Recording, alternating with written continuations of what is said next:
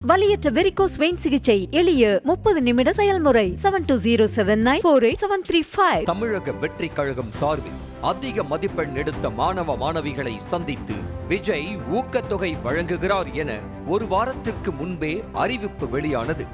அந்த வகையில் தொகுதி வாரியாக முதல் 3 இடங்களை பிடித்த மாணவ மாணவிகள் பேருந்துகளில் சென்னைக்கு அழைத்து வரப்பட்டனர். ஒவ்வொரு மாணவர்களுக்கும் தனித்தனியாக பாஸ் கொடுத்து குடும்பத்தினரை பத்திரமாக அழைத்து வந்த தமிழக வெற்றி கழகத்தினர் அழைத்து வந்தது போலவே விழா முடிந்ததும் பத்திரமாக திருப்பி அழைத்து சென்றனர்.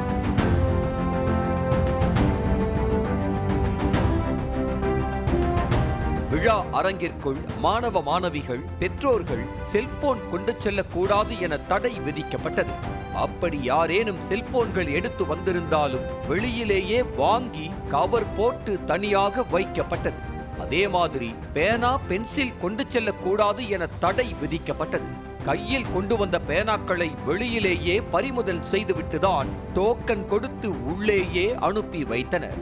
விஜய்க்கு அருகே கூர்மையான பொருட்களை கொண்டு செல்லக்கூடாது என்ற அடிப்படையில் பேனாவை பறித்த நிலையில் கல்வி விழாவில் பேனாவை பறிமுதல் செய்வது சரியா என சிலர் முணுமுணுத்தவாறே சென்றனர். விழாவில் விஜய் பேசியது ஹைலைட் என்றால் பரிமாறப்பட்ட சைவ உணவு அதற்கு மேல்தான். காலையிலேயே மாணவ மாணவிகள் அழைத்து வரப்பட்ட நிலையில் இட்லி, பொங்கல், வடை ஆகியவை வழங்கப்பட்டன. பின்னர் அரங்கிற்குள் செல்லும் போதே ஜூஸ், மிக்சர், பிஸ்கட், தண்ணீர் பாட்டிலும் ஸ்நாக்ஸாக கொடுக்கப்பட்டன. காலை டிஃபன், இடையில் ஸ்நாக்ஸ் முடித்துவிட்டு விஜயை சந்தித்து விருதுகளை வாங்கிவிட்டு வந்தவர்களுக்கு சுட சுட தலைவாழை இலையுடன் சைவ விருந்து காத்திருந்தது.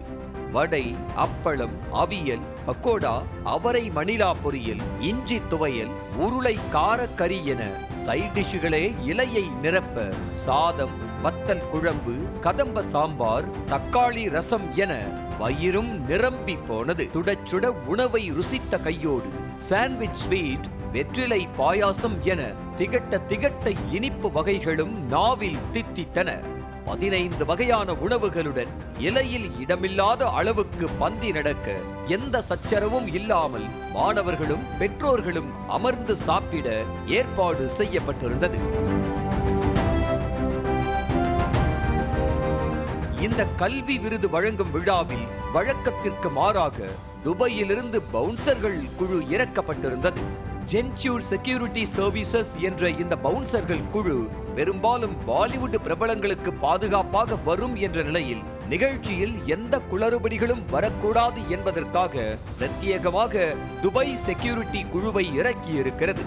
கடந்த முறை விஜய் வரும்போது சில குளறுபடிகள் ஏற்பட்ட நிலையில் அதை தவிர்க்க இந்த முறை அதிகாலையிலேயே மண்டபத்திற்கு வந்து தங்கியிருந்தார் என்பதும் குறிப்பிடத்தக்கது. காலை 10 மணிக்கு துவங்கிய நிகழ்ச்சி இரவு 8:30 மணி வரை நீடித்தது.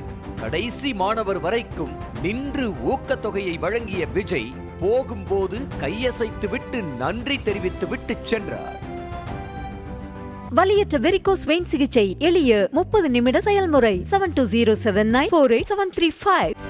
செய்திகளை உடனுக்குடனும் துல்லியமாகவும் தெரிந்து கொள்ள சப்ஸ்கிரைப் பண்ணுங்க.